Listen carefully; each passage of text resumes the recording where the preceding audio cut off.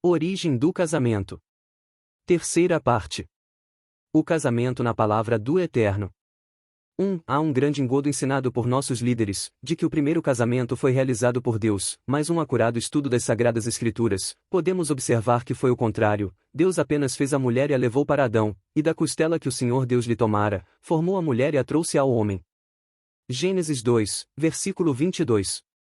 2. Quem realizou o casamento foi o próprio Adão. Deus apenas consentiu, abençoou, aprovou, foi testemunha e tornou próspera esta união. Este texto mostra a realização do casamento por Adão. Então disse o homem: Esta é agora osso dos meus ossos, e carne da minha carne, ela será chamada varoa, porquanto do varão foi tomada. Portanto deixará o homem a seu pai e a sua mãe, e unir-se-á à sua mulher, e serão uma só carne. Gênesis 2, versículos 18, 21, 22 a 24.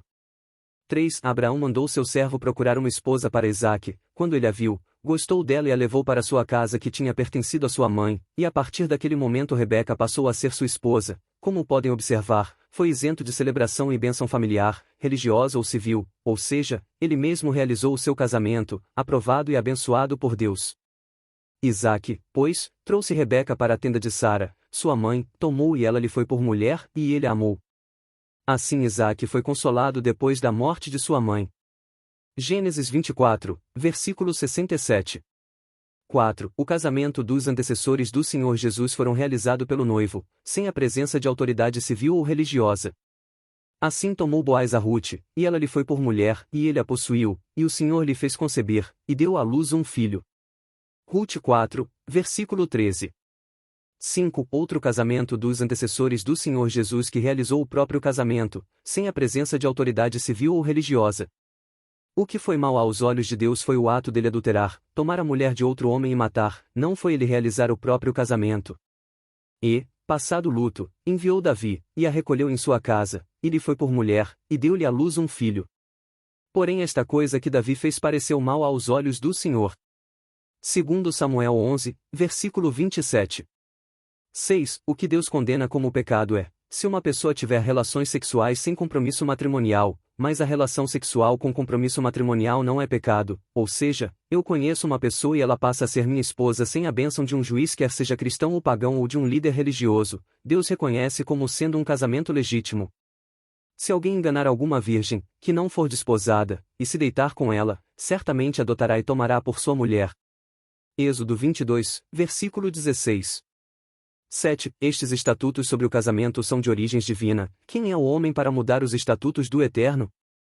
A própria Igreja ensina que Deus não muda, ou por conveniência para a Igreja Deus resolveu mudar.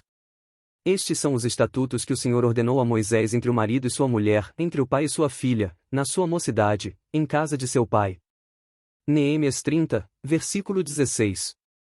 8. Se um casal se separa por motivos justos ou não, e casam com outro ou simplesmente tenha relações sexuais sem compromisso matrimonial, se no futuro os dois resolverem morar juntos novamente, isto é abominação para Deus, não deve haver esta reconciliação matrimonial, embora a igreja pregue que podem casar-se novamente com o ex-companheiro, Então seu primeiro marido, que a despediu, não poderá tornar a tomá-la, para que seja sua mulher, depois que foi contaminada, pois é abominação perante o Senhor, assim não farás pecar a terra que o Senhor teu Deus te dá por herança. Deuteronômio 24, versículo 4. 9. Casamento sem a presença ou bênção de autoridade civil ou religiosa aprovado por Deus. E olhai, e eis aí as filhas de Siló a dançar em rodas, saí vós das vinhas, e arrebatai cada um sua mulher das filhas de Siló, e ide-vos à terra de Benjamim. Juízes 21, versículo 21. 10. Casamento sem a presença ou bênção de autoridade civil ou religiosa aprovado por Deus.